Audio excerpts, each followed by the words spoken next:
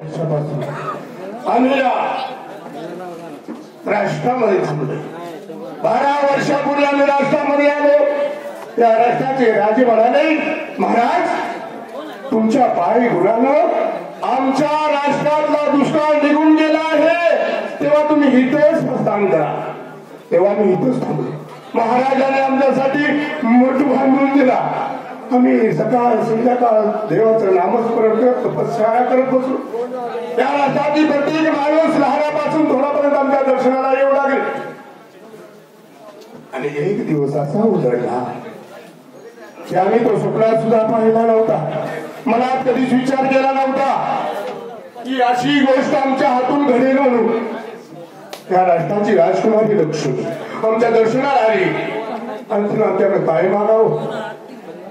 अहो विचार करून अंग थरथर कापते. तिला आमच्याकडे काय मागितलं? महाराज आमचं तुमच्यावर प्रेम आहे, तुम्ही आमच्यावर प्रेम कराल का? नाही म्हणू शकत नाही. राष्ट्राची राजकुमारी 24 वर्षाचा आम्ही तपश्चर्या भंग केलं, झालं केलं नाही झालं. आणि आम्ही त्यांच्या प्रेमात पडलो. त्यांच्याशिवाय आम्ही राहू शकत नाही, त्या सुद्धा आमच्याशिवाय राहू शकत नाही. रोज आम्ही 12 वाजता एकत्र येतो आणि भेटतो. आज खूप वेळ झाला, अजून कशा आल्या नाही? वाईट पाहून, कारण आम्ही कधी वेळ लावला नाही त्यांना भेटण्यासाठी, आणि त्यांनी कसा काय एवढा उशीर लावला? आम्ही अगदी त्यांची वाट कशी पाहतोय तसा एखादा चातक पक्षी पावसाची वाट पाहतो त्याप्रमाणे आमचं डोळे त्यांच्याकडे लागले. केव्हा एकदा त्यांचं मुख पाहतोय असं आमच्या मनाला झालंय. लक्ष्मी कधी येतेस? लक्ष्मी महाराज, लक्ष्मी लक्ष्मी अगं तुझी वाट पाहून पाहून माझे डोळे पाणावले ग. मला माहित आहे आपलं नेहमीचं टायमिंग 12चं. काहीच बोलू नको. अगं बाई सॉरी रुसली म्हणायची. महाराज असे रुसू नका ना. अगं रुसाई सारखंच केलंस ना. 2 तास झाला मी तुझी वाट पाहतो. वेड्या होता मी. हो ना. मग महाराज काय सांगायचं तुम्हाला? काय झालं? मी नेहमी माझी कामं उरकून अगदी वेळ ठरल्याप्रमाणे येते, पण आज काही वेगळंच घडलं. आमच्या प्रीतीच्या पाखराचं काय घडलं बघू द्या आम्हाला. महाराज माझ्या आई वडिलांनी मी पाळण्यात असतानाच एका पुरुषाशी लग्न लावून दिलं होतं. ते मला आजपर्यंत माहितच नव्हतं. आणि अचानक आज तो व्यक्ती माझ्या समोर आला आणि मला म्हणला, मी तुझा नवरा, मी तुला घेऊन जायला आलोय. मग तुम्ही काय म्हणाला? मग आता मी काय म्हणणार महाराज? मग आता आई वडिलांनी लग्न लावून दिलं म्हटल्यावर मला जाणं भागच आहे ना. म्हणजे तुम्ही आम्हाला सोडून जाणार? नावीलाच आहे माझा. लक्ष्मी एवढं 12 वर्षाचं प्रेम पाण्यामध्ये बुडवून टाकलं.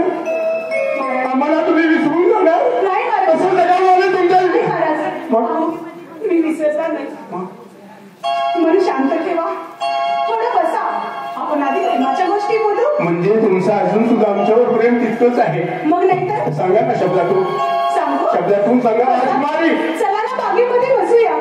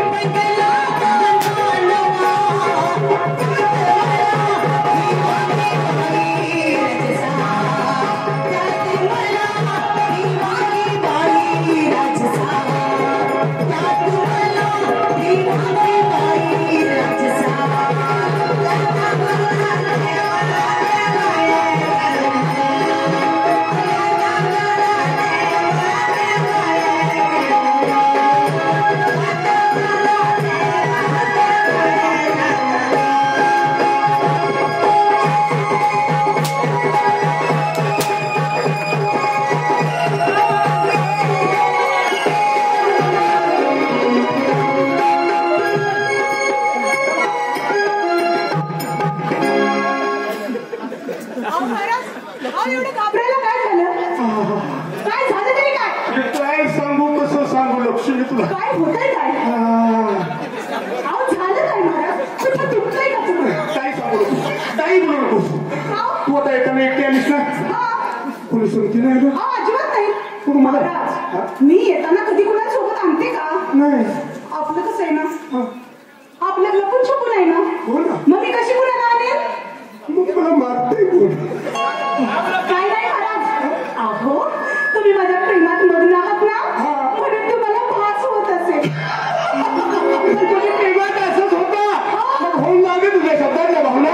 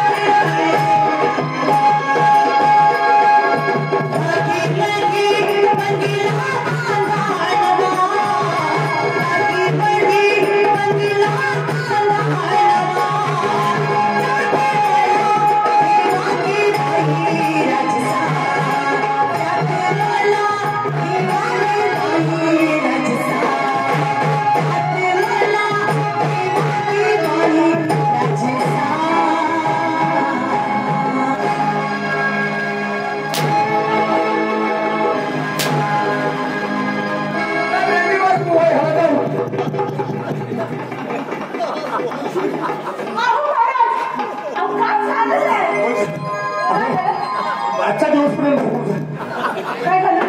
किती दुखायला लागलं मला आपण कशामुळे कोण काय म्हणतंय मला काहीतरी तुम्ही येताना इतके आले कोण आणलंय? कसं झाले ना तुम्ही ना माझ्या प्रेमात अगदी बघून आहात ना. मला काही सांगू नकोस तू लेट आलीस 2 तास लेट आलीस. काय सांगू तुम्हाला तो आला ना नवरा मग जाणार नवरा बरोबर मला जावंच लागेल. माझं काय मला माफ करा झालं गेलं गंगेला सोडून याचा अर्थ तुझा माझ्यावर प्रेम नाही हे सगळं नाटक होतं. नाही अहो माझं तुमच्यावरती खरंच प्रेम आहे हो पण आता तो नवरा आला आणि मला घेऊन झालं. तू खरंच जर तुझं माझ्यावर प्रेम असेल ना तुला माझ्या प्रेमाची परीक्षा द्यावी लागेल. परीक्षा? महाराज आजपर्यंत तुम्ही कुठलंही काय सांगितलं आणि ते मी ऐकलं नाही असं कधी झालंय का? म्हणजे तू ऐकणार मग एकच मिनिट. हा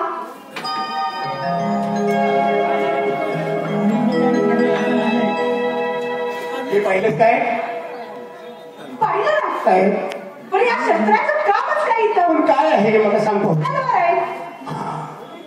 मग ही तलवार खरोखर तुझं माझ्यावर प्रेम करत असेल ना, तलवार घेऊन अशी जा तुझ्या राजवाड्यात जा आणि तुझा नवरा झोपला असेल. हो झोपलाय ना. जा आणि या तलवारीनं तुझ्या नवऱ्याचा एक दोन तुकडे कर. महाराज अहो शुद्धीवर आहात का तुम्ही? काय बोलता आहात तुम्ही? नाही नाही माझ्याकडे हे होणार नाही. ठाऊक होतं मला माझ्यावर तुझं प्रेम संपलंय. महाराज मी सुद्धा तुझ्या प्रेमाची परीक्षा घेत होतो. खरोखर तुझं माझ्या जीवापाड प्रेम करत असतीस ना, तर ही तलवार घेऊन ताबडतोब जाऊन तुझ्या नवऱ्याचा खून करून माघारी आली असतीस. ही रक्तात भरलेली तलवार मला दाखवायला. अहो महाराज माझं तुमच्यावर खरंच खूप प्रेम आहे हो. आहे ना, मग मी सांगत होते कर तेव्हा मला विश्वास पडला. कशाला मला धर्म संकटात टाकताय महाराज? कसलं संकट? तुमचा माझ्यावरती विश्वास नाही का? तू माझ्या प्रेम करतेस ना, हो, करते. मग तू प्रेमासाठी एवढं करू शकत नाहीस? प्रेमासाठी लक्ष्मी आपलं प्रेम टिकावं. अगं तुझा नवरा आपल्या दोघातून निघून गेला की आपलं प्रेम कायमचं टिकून राहील. तू आणि आपल्या दोघांच्या व्यतिरिक्त या राष्ट्रात कुणीही नसणार आहे. मला तुझी धन दौलत राज्य काही नको, मला फक्त तू पाहिजेस. मी तुझ्यावर प्रेम केलं, तुझ्या इष्टिकीवर नाही. महाराज तुम्ही म्हणता ते मला सर्व पटतंय, पण एखाद्या व्यक्तीचा खून मी आजपर्यंत कधी असं काही केलं नाही हो. अरे लक्ष्मी, कुछ पाने के लिए कुछ खोना पड़ता है. कुछ पाने के लिए कुछ खोना पड़ता है. तुला प्रेम माझं हवं असेल त्यासाठी तुझ्या नवऱ्याचा खून करावाच लागेल. त्याशिवाय आपला प्रेम शेवटपर्यंत जाणार नाही. जर आपलं प्रेम तुझ्या नवऱ्याला राष्ट्रातल्या लोकांना कुणाला जर कळलं तर आपल्या दोघांची गाडीवर भीड काढून रस्त्यातून बाहेर काढून टाकतील किंवा जिवंत मारतील आपल्या दोघांना. नाही नाही नाही मला मारायचं नाही महाराज. मारायचं नाही ना, मग त्यासाठी तुझ्या नवऱ्याचा खून करावा लागेल. तेव्हा आपण मरणार नाही. अजून डोक्यात गेले ऐक, प्रेमासाठी माझ्यासाठी माझ्या प्रेमासाठी आहे लक्ष्मी. असं लक्ष्मी म्हणता हा पण तुम्ही मला सोडून तर जाणार कधीच नाही, कधीच नाही ना. कधीच नाही. मी तुझ्यासाठी जीव दे. तो काय माझ्यासाठी आजार आहे, हा. पण तुम्ही माझं बाळपणाचं प्रेम. किती वर्षापासून तुझं माझं प्रेम आहे. हो. मग या प्रेमाला आपण दोघेही मुकून जाऊ. नाही नाही नाही तसं होऊन देणार नाही. मग सांगा. तुम्ही सांगताय तसं मी करते. वेळ लावू नकोस, नाही लावत, कुणाला नजरेस पडू नकोस. नाही पडत. येऊ मी. सांभाळून कर.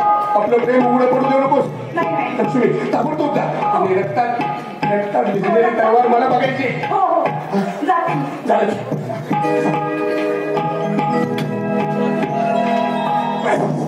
आता लक्ष्मीचा आणि माझं प्रेम कोणी करू शकत नाही, काही करू शकत नाही. तिचा वेदना नवरा आमच्या ही राष्ट्र लक्ष्मी आमची आणि आम्ही ह्या राष्ट्राची.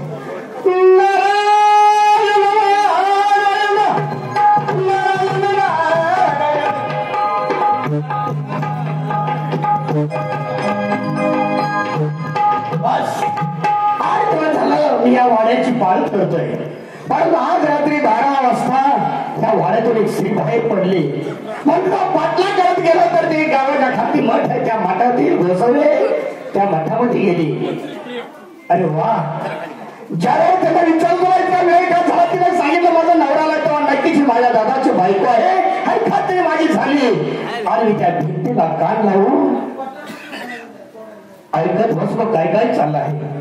त्याने सांगितलं माझ्यावर जर खरंच प्रेम जर असेल तरी संचार त्याचा एक हात दोन तुकडे कर आणि भरलेली रक्ताने संचार मला आनंद दाखव. बस आपल्या दादाचं या ठिकाणी आपण जीव वाचवला पाहिजे.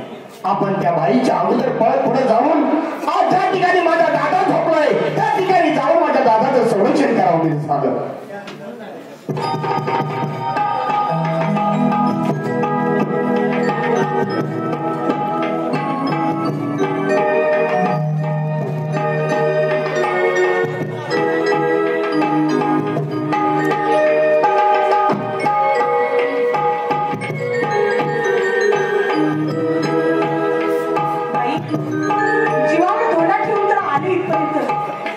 माझ्या अंदाजाने मला एखादा तरी कुणी पाहिलेलं नाही.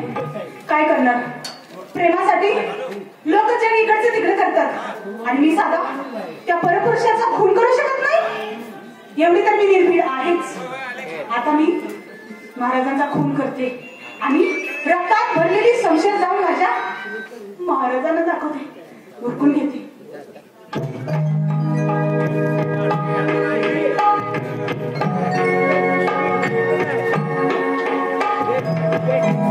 अंदाज तर घेतला. चला तर मग लागतेच कामाला. एक, हे दोन आणि हे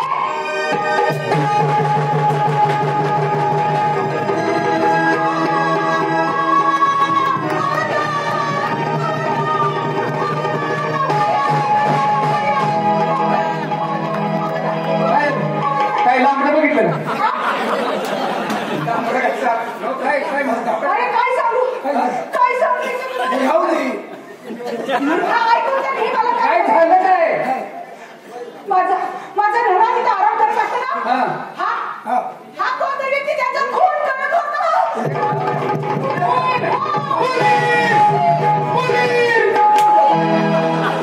आपण पोलीस आहे हा खून करत होता म्हणजे देव तुमच्यावर कब्जा झाली.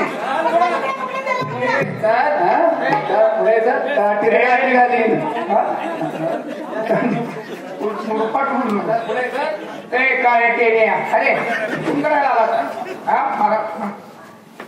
त्याला काही बोलत बसले. माझ्या नवऱ्याला उठवा की खून करायला आता थोडी विश्रांती घेत होतो. कायमची घेतली असते. मग तुमचा खून करण्यासाठी आला होता बघा. कोण हरामखोर आहे तो माझा खून करतोय. पाठीमागे बघू. अजून लगा त्यांचं व्हायचं होतं तर खून करायचं. बोलणं चाललं काय? चंद्रकांत तू या ठिकाणी आलास. हरामखोर तुला लाज वाटायला पाहिजे होती. त्या असणाऱ्या लालबागेमध्येच मी तुला सांगितलं होतं की तुझी माझी मैत्री संपली म्हणून. परंतु त्या झालेल्या अपमानाचा बदला घेण्यासाठी तू माझ्या पोटोपात या रंगभाली येऊन माझा खून करत होतास. अरे वा तुम्ही नाव तोड नका.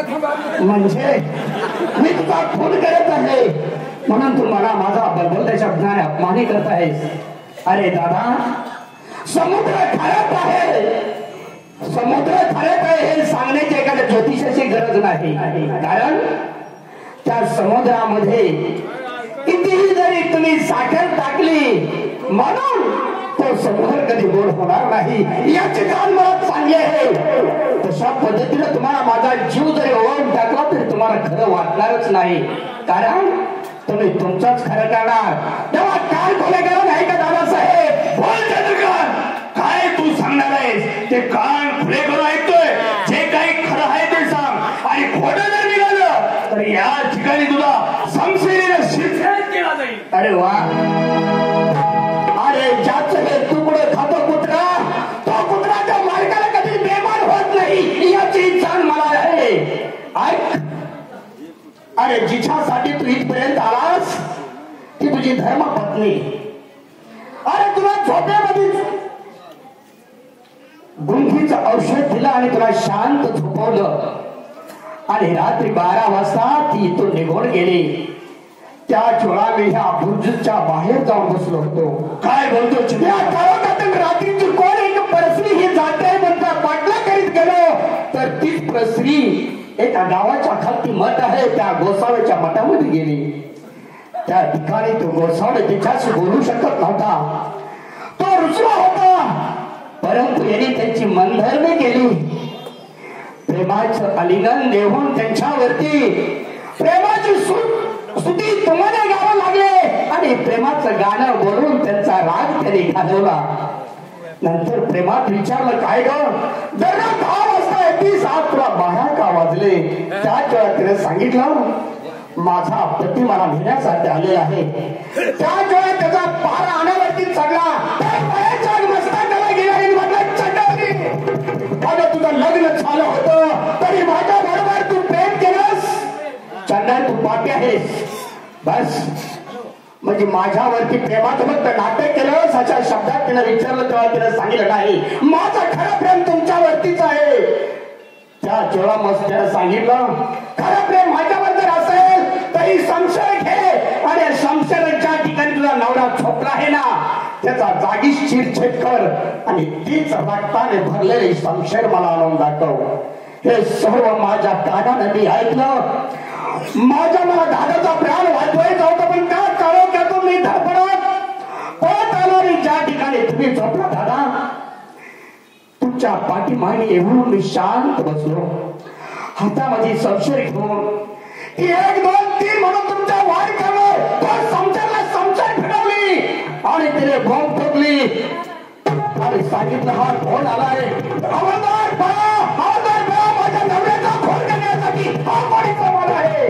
दादा या जर शब्दामध्ये जर माझ्या काही जर खोट निघालं तर मी तुला अनेक वेळा सांगतोय आणि आताही सांगतो आहे की शमशेर घेऊन माझा शिरछेद कर आणि तुला वाटेल तसे माझ्या देहाचे दायऱ्यावर तुकडे कर. माझा काही समान नाही, परंतु हे तुला शहानिशा करायचं असेल तर गावाच्या खाली मठ आहे, त्या मठातील गोसाव्याला घेऊन ये आणि त्याच्या समोर तुझी आणि तुझ्या बायकोची खरी परीक्षा पहा, म्हणजे कळेल काय वृत्तांत घडला आहे तो. ठीक आहे चंद्रकांत. झालं का?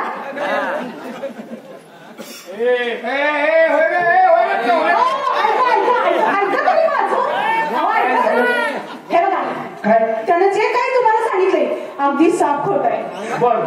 तो ना तुमच्या तरी माझ्या दुरावा आणण्याचा प्रयत्न करतो. त्याचं काही सुद्धा ऐकू नका. असं काही सुद्धा घडलेलं नाही. माझं तुमच्यावर खूप प्रेम आहे आणि मी असं करेन. निर्लज्ज माणूस तुम्हाला मारायला आलेला खोटा आरोप टाकतोय माझ्यावरती. माझ्यावर विश्वास आहे ना? आहे ना? त्याचा ऐकू नका अजिबात. जाऊ नका. नाही बरं का बुवा आहे का नाही बुवा? त्या बुवाला आपण या ठिकाणी आणलं पाहिजे. ते बुवाला कशाला बुवा आणि म्हणते काय संबंध नाही त्याचा. हे बघा बुवा म्हणजे देव माणूस. बुवा लोक असं काही कधी करतात का? कुठं तरी घडलंय का असं की बुवानं असं काही केलंय? ठीक आहे कशाला तू जरा थोडा वेळ या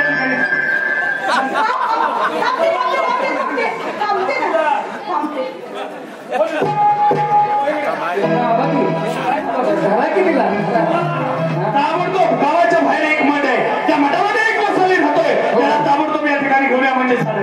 आईचा बुवा हे कुठं रे बुवा? एक सांगतो रे अजून एक आता सातारच्या मठावर चाललंय. सातारच्या मठ आहे. ए बुवा म्हणणे आमच्या दर्शनाला सातारला या, सातारला या. आईचा बुवा हे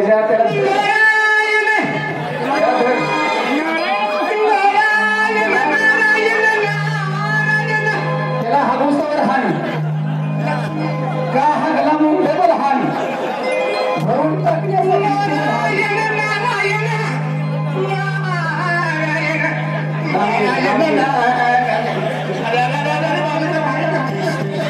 हान हान बोला. अरे साधू संतांची अशी चेष्टा करू नये. कितना हान पण आम्ही थांब आलं का? अरे नसली असती ती आम्ही कधी स्वप्नात पाहिलेली नाही. तुझ्या आईचा बुवा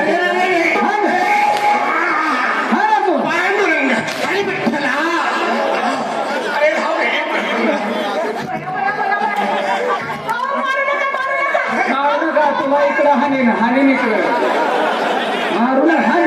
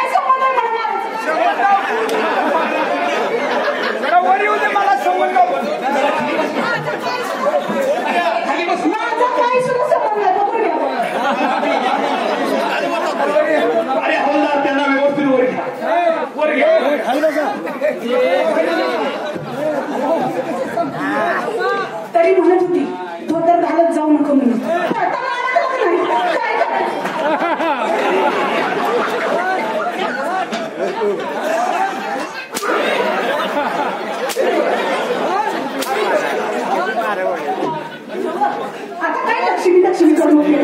सांगितलं होतं ते गाडी नका असलं म्हणून. पैसा मला करत नाही.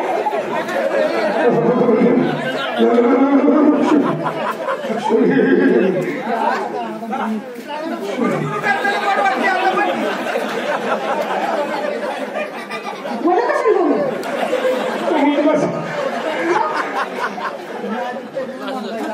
म्हणत होते स्वतः घाल नका. पैसा मला करत नाही.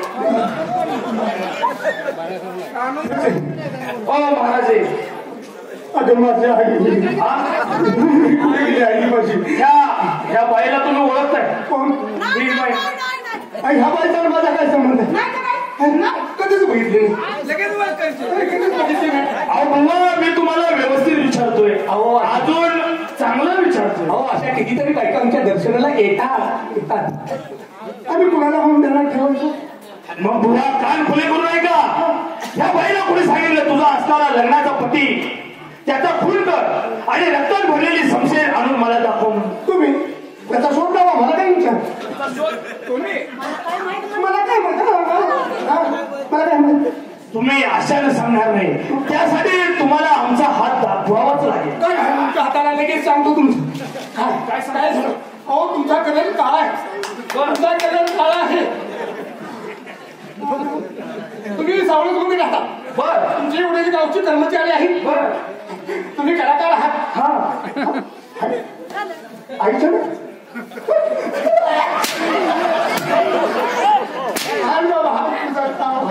ओळखताय पण मला सांगा त्या बाईचं तुमचं नातं काय? भक्त गुरु भक्त सदा सती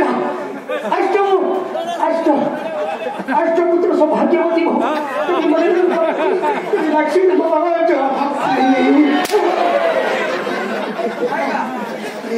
असली भावना तिला तुम्ही सांगताय ओळखर. तुम्ही कोण? म्हणजे मला तुम्ही ओळखलं नाही. कोण? माझं आणि तिचं लहानपणी लग्न झाले. म्हणजे तुम्ही तिचा नवरा? हो हो वाटत नाही.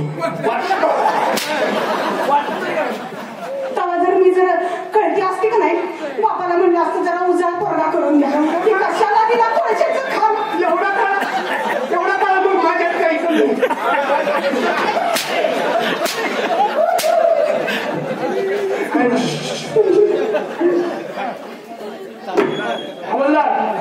ह्याला फाशी द्या. कशाला? तुमचं तिचं नातं काय? गावातलं पीठ मागून खाऊन मस्ती लागायची. मला आणून दे. आनंद ते सगळं माहिती आहे आम्हाला. याला फाशी फाशी कशाला कोण यायला ह्यो पक्का रणजित. पण मी काय केलं काय? त्याच्या एकट्यामुळे सगळ्या साधू संतांची वाट लागली. त्याला एकच सजा. अरे बालका मी ह्याला एकच सजा. ह्यानं कुठली बाई बघितली की भिला पाहिजे लांब गेला पाहिजे. अशी सजा. बाई बघितली लांब गेला पाहिजे. ह्याचं सामान कापून टाकू. एवढं एकच आहे. अरे अहो धनी कशाला पाप करताय? अहो ही देवाची माणसं. हा? ही देवाची माणसं.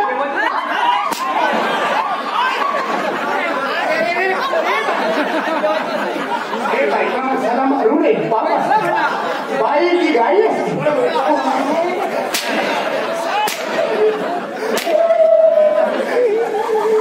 खरं बोलायचं. कोणी सांगितलं?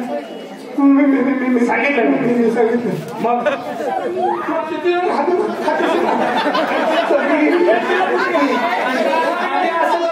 कडेलोट करतो. कडेलोट कशाला कायच गावला नाही पाहिजे. नको कडेलोट मला आपलं असं काय ना पंढरपूरला एक गुंताभर जागा आहे.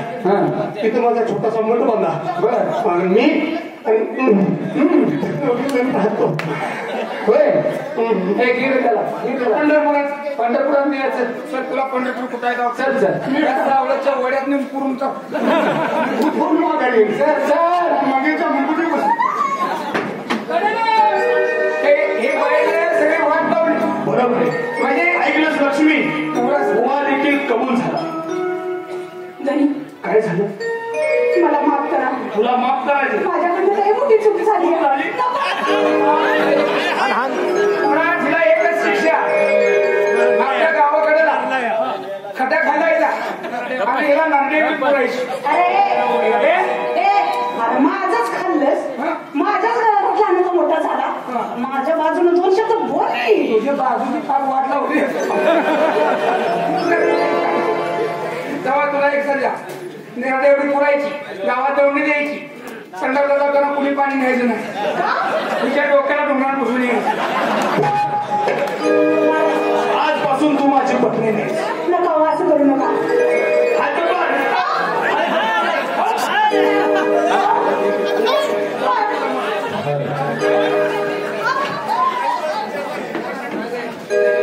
खरंच चंद्रकांत, मला क्षमा करा. आज तुमच्यामुळे माझा जीव वाचला गेला. मी तुमच्यावरती जो अन्याय केला त्याबद्दल मी क्षमा मागतो. कारण माझ्या गुरु समर्थांनी सांगितल्याप्रमाणे आई मायेची, बाप धनाचा, बहीण आशेची, बायको दुसऱ्याची आणि मित्र जीवाचा. जागेल तो जगेल आणि झोपेल तो संपेल. हे मित्रत्वाचं नातं असं शेवटपर्यंत ठेवूया म्हणजे नाही दादा. अरे माणसा नेहमी आयुष्यात झरा म्हणून राहायचं असतं. कारण झरा हा खडकातून जोजूळ वाहत असतो. कारण त्या ठिकाणी वाघ, सिंह, किती मोठी इतर प्राणी असले तरी नडगे तेथून गुडगे तेथून पाणी पित असतात. म्हणून माझ्याने आयुष्यात झरा म्हणून राहिले. म्हणूनच आज तुम्ही वाघासारखे असताना माझ्या समोर तुम्ही नतमस्तक व्हायला ना, असं करायचं नाही. किती केलं तर तुम्ही राजे आहात. राजाने कुणाजवळ माफी मागायची नाही. पण सत्य आणि असत्य पाहण्यासाठी तुम्हाला मात्र अधिकार दिलाय, त्या अधिकाराचा गैरवापर करू नका, एवढं तुम्हाला सांगतो. आणि माझी वेळ संपले, कारण मी वकील पवारचा केला आहे. संपले, मी निघून जातो. सुखाने राहा म्हणजे या ठिकाणी रुग्णाचं संपलेलं आहे.